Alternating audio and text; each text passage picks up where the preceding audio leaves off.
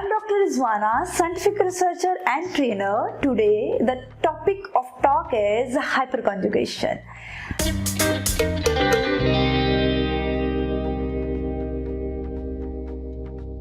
Hyperconjugation is another type of electronic effect in which, as the name indicates, hyperconjugation, we will see the more delocalization of electron as compared to the resonance. So let's have a look what is hyperconjugation.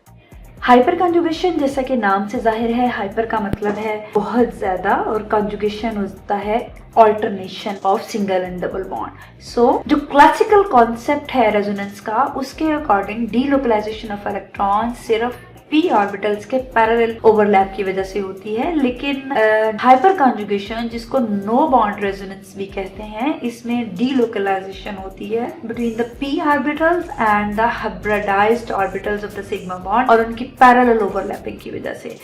अब hyper conjugation क्या होती है, इस concept को हम detail में आगे समझते हैं। पहले ये देख लीजिए कि हाइपर कॉन्जुगेशन कौन कौन से मॉलिक्यूल्स में होती है। हाइपर कॉन्जुगेशन 4 तरह के मॉलिक्यूल्स में हो सकती है। कार्बोकैटाइन्स में हो सकती है, अल्कीन्स में, अल्काइन्स में और फ्री रेडिकल्स। हाइपर कॉन्जुगेशन के कॉन्सेप्ट को समझने के लिए अल्फा कार्बन और अल्फा हाइड्रोजन को समझना जरूरी है। अल्फा कार्बन क्या होते हैं, आइए देखते हैं। अल्फा कार्बन वो कार्बन है जो किसी ऐसी कार्बन के साथ डायरेक्टली जुड़ी हुई है जिसके साथ फंक्शनल ग्रुप है। तो इसका मतलब है कि अल्फा हाइड्रोजन्स वो हाइड्रोजन्स हैं जो अल्फा कार्बन के साथ जुड़ी हुई हैं। इस मिसाल में देखिए, फर्ज करें हमारे पास ये डबल बॉन्ड फंक्शनल ग्रुप है। इस कार्बन के साथ जुड़ी हुई डायरेक्ट कार्बन अल्फा कार्बन है और इसी तरह इस कार्बन के साथ जुड़ी हुई ये वाली कार्बन अल्फा कार्बन है। तो इस तरह से अल्फा हाइड्रोजन्स वो वाली हाइड्रोजन्स हैं जो अल्फा कार्बन से जुड़ी हुई हैं। अब इस मिसाल में हमारे पास 3 अल्फा हाइड्रोजन्स हैं, इसको हम इस तरह से लिख सकते हैं, और यहाँ पर भी 3 हाइड्रोजन्स हैं, इनको भी हम इस तरह से लिख सकते हैं। So in this molecule we are having 6 alpha hydrogens. हम फंक्शनल ग्रुप के साथ जुड़ी कार्बन की हाइड्रोजन्स को काउंट नहीं करेंगे। So in this example we are having 6 alpha hydrogen, not the 8 alpha hydrogen. अब आए देखते हैं कि हाइपर कंजुगेशन कार्बोकैटाइन्स में किस तरह से होती है। ये हमारे पास एक कार्बोकैटाइनाइन स्पीशीज है जिसमें कार्बन पॉजिटिवली चार्ज है और इलेक्ट्रॉन डेफिशिएंट स्पीशीज है। यहाँ पर कार्बन का पी ऑर्बिटल वेकेंट है और ये यहाँ पर मौजूद सिग्मा बॉन्ड जो कि कार्बन और हाइड्रोजन के दरमियान है, वहां से इलेक्ट्रॉन लेने की कोशिश करेगी। इनके दरमियान पैरेलल ओवरलैप होगा। इस पैरेलल ओवरलैप की वजह से हाइड्रोजन जो है वो अपने इलेक्ट्रॉन्स यहाँ पर शिफ्ट कर देगा, जिसकी वजह से डीलोकलाइजेशन ऑफ इलेक्ट्रॉन्स होगी और कार्बन के ऊपर पॉजिटिव चार्ज खत्म हो जाएगा। अब किसी मॉलिक्यूल के अंदर जितने ज्यादा अल्फा हाइड्रोजन्स होंगे उतना ज्यादा उसके रेजोनेंस स्ट्रक्चर ड्रॉ हो सकेंगे, और जितने ज्यादा रेजोनेंस स्ट्रक्चर ड्रॉ हो सकेंगे उतना ज्यादा स्टेबल मॉलिक्यूल होगा। हम इसको इस तरह से भी कह सकते हैं कि डीलोकलाइजेशन ऑफ इलेक्ट्रॉन्स या पॉजिटिव चार्ज को खत्म करने की अटेम्प्ट भी मॉलिक्यूल को स्टेबल बनाती है। रेजोनेंस स्ट्रक्चर्स की तादाद भी मॉलिक्यूल को स्टेबल बनाती है। डीलोकलाइजेशन ऑफ इलेक्ट्रॉन भी मॉलिक्यूल को स्टेबल बनाती है। This process of hyper conjugation is leading towards the stability of the molecule. इसकी स्टेबिलिटी को हम इसके रेजोनेंस स्ट्रक्चर ड्रॉ करके अच्छे से समझ सकते हैं। तो इस मॉलिक्यूल में जैसा कि हम देख सकते हैं, ये हमारे पास कार्बोकैटाइनाइन जो है ये फंक्शनल ग्रुप है और इसके साथ जुड़ी इस कार्बन के साथ लगे हाइड्रोजन अल्फा हाइड्रोजन है। तो यहाँ पर we are having 3 alpha hydrogen. तो हम इसके मैक्सिमम 3 रेजोनेंस स्ट्रक्चर ड्रॉ कर सकते हैं। अगर हम इस हाइड्रोजन को हाइड्रोजन 1 का नाम दें, इस हाइड्रोजन को हाइड्रोजन 2 का और इस हाइड्रोजन को हाइड्रोजन 3 का, तो फर्स्ट रेजोनेंस स्ट्रक्चर जो ड्रॉ होगा वो हाइड्रोजन 1 और पी ऑर्बिटल की ओवरलैप की वजह से होगा, और ये हाइड्रोजन अपने इलेक्ट्रॉन्स यहाँ पे डोनेट करेगी और we are having this structure। दूसरा रेजोनेंस स्ट्रक्चर हाइड्रोजन 2 की वजह से होगा, ये हाइड्रोजन अपने इलेक्ट्रॉन्स यहाँ पे डोनेट करेगी। तीसरा रेजोनेंस स्ट्रक्चर तीसरी हाइड्रोजन के इलेक्ट्रॉन डोनेशन की वजह से ड्रॉ होगा। अब ये हाइड्रोजन जिसने अपने इलेक्ट्रॉन्स वेकेंट पी ऑर्बिटल को डोनेट कर दिए हैं, ये यहाँ से रिमूव नहीं होगी, ये मॉलिक्यूल के अंदर ही रहेगी। बस इस तरह से पॉजिटिव चार्ज प्लेस करके और बॉन्ड को रिप्लेस करके इस रेजोनेंस के स्ट्रक्चर को ड्रॉ करने का एक तरीका है। क्योंकि यहाँ पर बॉन्ड नहीं है और ये इसका रेजोनेंस स्ट्रक्चर है, तो हाइपर कॉन्जुगेशन को हम नो बॉन्ड रेजोनेंस भी कहते हैं, no bond resonance. Carbocation ion की कोई और एग्जांपल लेते हैं। No look at the examples. इस एग्जांपल में आप देखिए हमारे पास कितने अल्फा हाइड्रोजन। हमारे पास कार्बोकैटायन वाली कार्बन, फंक्शनल ग्रुप वाली कार्बन है। इस कार्बन के साथ डायरेक्टली अटैच 2 कार्बन हैं और उन 2 कार्बन के साथ 2 हाइड्रोजन जुड़े हुए। अल्फा कार्बन के साथ जुड़े हुए हाइड्रोजन्स अल्फा हाइड्रोजन्स कहलाते हैं। इस एग्जांपल में we are having 2 alpha hydrogens. तो इसके 2 रेजोनेटिंग स्ट्रक्चर्स हम जो है ड्रॉ कर सके। इस एग्जांपल में देखिए यहाँ पर we are having 2 alpha hydrogen and in this case we are having 3 and in this case we are having 2. The total number of alpha hydrogen is 5 alpha hydrogen. 5 resonating structure will be drawn. In this case we are having 2 alpha carbon, 3 alpha hydrogen, 6 total alpha hydrogen, 6 resonating structure will be drawn. So more the number of resonating structures, more will be the stable molecule. ठीक है। अब इस example में C will be the most stable, then there will come the stability of molecule B and A will be the least stable. एक और example ले लीजिए। Look at this example. In the closed ring in this system we are having a carbocation over here. So इस carbon के साथ जुड़ी ये वाली कार्बन अल्फा कार्बन है और यहाँ पर हमारे पास 1 हाइड्रोजन है। So we are having 1 alpha hydrogen. In this case we are having this functional group carbon and this is the carbon which is directly attached with the functional group carbon, and here we are having 3 carbons which are directly attached with the functional group carbon. यहाँ पर हमारे पास methyl है, so 3, 2 and 2. The total number of alpha hydrogens will be 7. Our functional group carbon is carbon this is the alpha carbon and this is the alpha carbon. 2 and 1 we are having 3 alpha hydrogen. So which one is the most stable? B will be the most stable and then there will be C and then there will be A. यहाँ पर हमारे पास this is the functional group carbon, this is the alpha carbon, this is the alpha carbon, this is the third alpha carbon. Total number of alpha hydrogen will be 6. In this case we are having the 6 alpha hydrogen. In this case we are having 3 and 3 and 3, 6 and 9 alpha hydrogen. So in this example it is obvious that C is more stable than B and A, so C will come at first. Now there is a tie between B and A which will be the most stable. तो यहाँ पर एक बात समझ लें कि जो species जितनी ज़्यादा सब्स्टिट्यूटेड होगी उतनी ज़्यादा वो स्टेबल होगी और उसका हाइपर कंजुगेशन इफेक्ट ज़्यादा होगा। यहाँ पर हाइपर कंजुगेशन इफेक्ट और इंडक्टिव इफेक्ट दोनों एप्लीकेबल हैं। मिथाइल ग्रुप लगे हुए हैं जो इसकी मॉलिक्यूल की स्टेबिलिटी को इंक्रीज करेंगे। सो अगर यहाँ पे टाई आ जाता है between substituted and non substituted species और उनके अल्फा हाइड्रोजन सेम है, तो जो स्पीशीज ज़्यादा सब्स्टिट्यूटेड होगी वो ज़्यादा स्टेबल होगी। So A will be the most stable then B. अब यहाँ पर एक और एग्जाम्पल है, उसको देखिए। अब इस मॉलिक्यूल में हमारे पास इस केस में 3 अल्फा हाइड्रोजन्स हैं और इस केस में हमारे पास ये अल्फा कार्बन है जिसके ऊपर कोई अल्फा हाइड्रोजन नहीं है, सो 0 अल्फा हाइड्रोजन। अब यहाँ पर ये स्पीशीज ज़्यादा सब्स्टिट्यूटेड है, लेकिन क्योंकि हाइपर कॉन्जुगेशन नहीं हो रही इसलिए ये स्पीशीज ज़्यादा स्टेबल होगी। तो हाइपर कॉन्जुगेशन इफेक्ट डोमिनेट करता है इंडक्टिव इफेक्ट पे। अगर किसी मॉलिक्यूल में अल्फा हाइड्रोजन्स नहीं हैं तो वहाँ पे स्टेबिलिटी भी उसकी नहीं होगी कार्बोकैटायन। दूसरी टाइप के मॉलिक्यूल्स जिनमें हाइपर कॉन्जुगेशन होती है वो अल्कीन्स और अल्काइंस हैं। यहाँ पर डबल बॉन्ड फंक्शनल ग्रुप के तौर पे काम करता है और फंक्शनल ग्रुप के साथ जुड़ी कार्बन अल्फा कार्बन कहलाती है। इस ग्रुप में we have having only one alpha carbon और इस कार्बन के साथ जुड़े हुए हाइड्रोजन अल्फा हाइड्रोजन हैं। We are having over here 3 alpha hydrogen. अब यहाँ पर सिग्मा और पाई बॉन्ड का पैरेलल ओवरलैप होगा, जिस तरह हमने हाइपर कंजुगेशन की डेफिनेशन में पढ़ा कि ये टेक प्लेस होता है due to the parallel overlap of sigma and pi bond. But in case of alkanes, this is not a sigma and pi bond overlap. This is the overlap between sigma and pi star.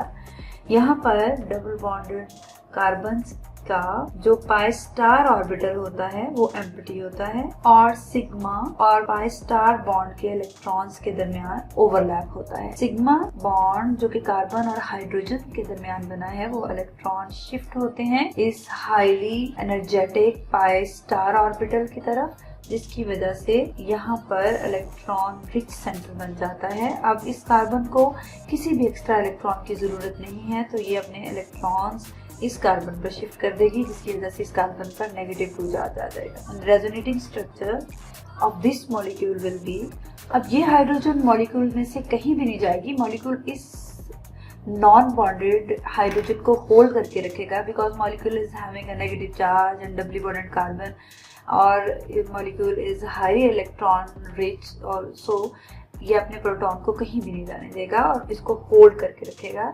So this is the way alkenes undergo through hyperconjugation. We have a multiple examples of alkenes in which we study the process of hyperconjugation. In this example, we are having the double bond functional group between carbon number 1 and carbon number 2. So carbon number 3 and this carbon will be the alpha carbon and these hydrogens will be the alpha hydrogens. ये दोनों hydrogen molecule के resonating structure में participate करेंगे और molecule की stability की तरफ role play करेंगे। यहाँ पर हमारे सामने 3 मॉलिक्यूल्स हैं। If we look at the alpha carbon present in these molecules, in example A, we are having 2 alpha carbons and the number of alpha hydrogen will be the 6. In this case, we are having 2 alpha carbon again and number of alpha hydrogen will be 6. In example C, we are also having 6 alpha hydrogen. सारे molecules में we are having 2 methyl groups and 2 hydrogen, so alpha hydrogen will be the same. अब यहाँ पर हम stability order कैसे बनाएंगे?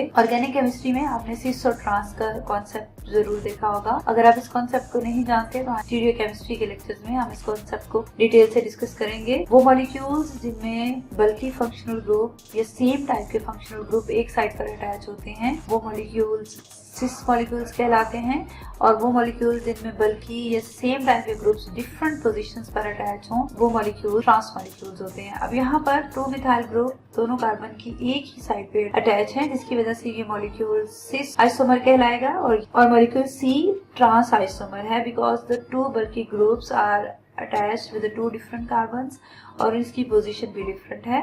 तो बल्कि ग्रुप जब एक साइड पे लगे हुए होंगे तो वो रिपल्जन कॉज करेंगे, मॉलिक्यूल की स्टेबिलिटी को डिक्रीज करेंगे। लेकिन अगर यही बल्कि ग्रुप मॉलिक्यूल की 2 डिफरेंट साइड्स पे लगे हुए होंगे तो ये रिपल्जन मिनिमम होगी और मॉलिक्यूल की स्टेबिलिटी इंक्रीज होगी। So whenever there is a tie between cis and trans तो ट्रांस ज्यादा स्टेबल होगा, उसके बाद सिस और at the end A will be the stable. इस मॉलिक्यूल में भी 2 अल्फा कार्बन हैं। इन अल्फा कार्बन के साथ जुड़े हाइड्रोजन अल्फा हाइड्रोजन है। Total number of alpha hydrogen will be 6। Hyper conjugation इस मॉलिक्यूल में इन हाइड्रोजन की वजह से और इन हाइड्रोजन दोनों हाइड्रोजन की वजह से होगी। 6 रेजोनेटिंग स्ट्रक्चर मॉलिक्यूल के ड्रा हो सकेंगे और molecule will be stable molecule. In this example this is the alpha carbon, this is the alpha carbon, this is the alpha carbon, this is the alpha carbon. Total number of alpha hydrogen will be 3, 3, 6, 8 and 10 alpha hydrogens. In this example, this is the alpha carbon, this is the alpha carbon, this is the alpha carbon, this is the alpha carbon, this is the alpha carbon and the number of the alpha hydrogen will be 1 and 2, 3. In this example, this is the alpha carbon, this is the alpha carbon and this is the alpha carbon. So the number of the alpha hydrogen will be 3, 1, 4 and 6. So when we develop the stability order among these 3 molecules, A will be the most stable, then C will be the less stable and B will be the least stable. ये हमारे पास कुछ benzene substituted molecules के example हैं। पहले example में हमारे पास 3 alpha carbons हैं। तीनों अल्फा कार्बन्स के साथ जुड़े हुए हाइड्रोजन अल्फा हाइड्रोजन होंगे। हमारे पास total number of alpha hydrogen इस एग्जांपल में 7 alpha hydrogen. Total number of इस मॉलिक्यूल में हमारे पास 4 अल्फा कार्बन्स हैं। इस अल्फा कार्बन के साथ जुड़े हाइड्रोजन्स अल्फा हाइड्रोजन्स हैं। The total number of alpha hydrogen in this example we have are 12, so the stability of the B molecule will be greater than molecule A। ये हमारे पास alkynes की example है। Alkyne is the functional group in this molecule और ये दो functional group के साथ जुड़ी कार्बन अल्फा कार्बन्स हैं। अल्फा कार्बन के साथ जुड़े हुए हाइड्रोजन अल्फा हाइड्रोजन होंगे। Total number of alpha hydrogen in this example है 6 अल्फा हाइड्रोजन। इस मॉलिक्यूल में ये हमारे पास फंक्शनल ग्रुप वाली कार्बन है और ये 2 अल्फा कार्बन हैं। इनके साथ जुड़े हाइड्रोजन अल्फा हाइड्रोजन हैं। Total number of alpha hydrogen in this example is 4, so molecule A will be more stable than B. Greater the number of alpha hydrogen, greater the resonating structure and stable will be the molecule.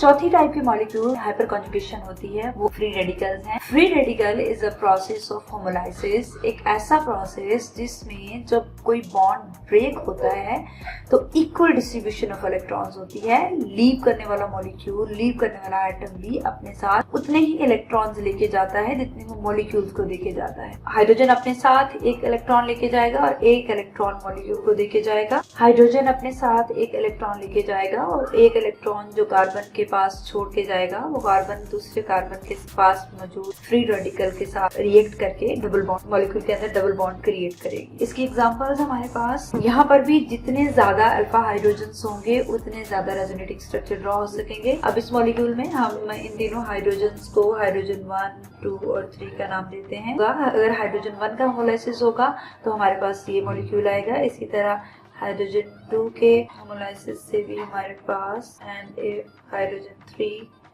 will give its electron to the carbon, then the resulting molecule will be the same in nature. Let's see some other examples of free radicals. ये free radicals की 3 मुख्तलिफ examples हैं। इन examples में this is the least substituted carbon, the bi-substituted and this is the tri-substituted carbon. अब इन तीनों carbon में से ज्यादा स्टेबल वो मॉलिक्यूल होगा जो highly substituted है। In example C, we are having 3 alpha carbons and as a result of that, the total number of alpha hydrogen we are getting are 9 alpha hydrogen. Example B में हमारे पास number of alpha hydrogens are 6 और example A में alpha hydrogen हमारे पास। alpha hydrogens वो hydrogen हैं जो functional group वाली carbon के साथ जुड़े कार्बन के साथ लगे हुए हैं। यहाँ पर फंक्शनल ग्रुप वाली कार्बन फ्री रेडिकल वाली कार्बन है। अब इसके साथ 3 कार्बन जुड़ी हुई हैं। इन तीनों कार्बन के साथ जुड़े हुए हाइड्रोजन का हम सम करेंगे और यहाँ पर total number of alpha hydrogen calculate करेंगे। This is the way we calculate all the alpha hydrogen present in all the molecule. So C will be the most stable because यहाँ पर maximum number of alpha hydrogen है।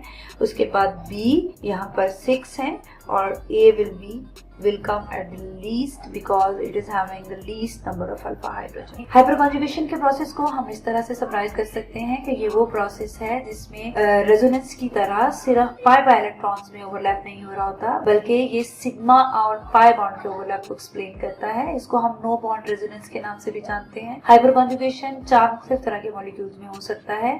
ये alkenes में हो सकता है, alkynes में हो सकता है, कार्बोकैटाइंस में और फ्री रेडिकल्स। वो तमाम कार्बन जो फंक्शनल ग्रुप के साथ अटैच होगी उनको हम अल्फा कार्बन्स कहते हैं और अल्फा कार्बन के साथ जुड़ी हाइड्रोजन अल्फा हाइड्रोजन कहलाती हैं। किसी भी मॉलिक्यूल के अंदर जितनी ज्यादा अल्फा हाइड्रोजन होंगी वो मॉलिक्यूल उतना ज्यादा स्टेबल होगा क्योंकि उस मॉलिक्यूल के उतने ज्यादा रेजोनेटिंग स्ट्रक्चर ड्रॉ हो सकेंगे। वो मॉलिक्यूल्स जो ज्यादा सब्स्टिट्यूटेड होंगे इन केस ऑफ कार्बोकैटाइन आयन जिनमें मिथाइल ग्रुप ज्यादा लगे हुए होंगे उनका इंडक्टिव इफेक्ट ज्यादा होगा, वो स्टेबिलिटी ज्यादा कॉज करेंगे as compare to the least substituted molecule. Hyperconjugation effect एडिक्टिव इफेक्ट को डोमिनेट कर। प्री रेडिकल के केस में भी हमारे पास जितने ज्यादा अल्फा हाइड्रोजन्स होंगे उतने ज्यादा मॉलिक्यूल जो है वो ज्यादा स्टेबल होगा। In case of alkenes and alkyne, double bond and triple bond will play the role of functional group, और इसके साथ अटैच कार्बन जो होंगी वो हमारे पास अल्फा कार्बन होंगी।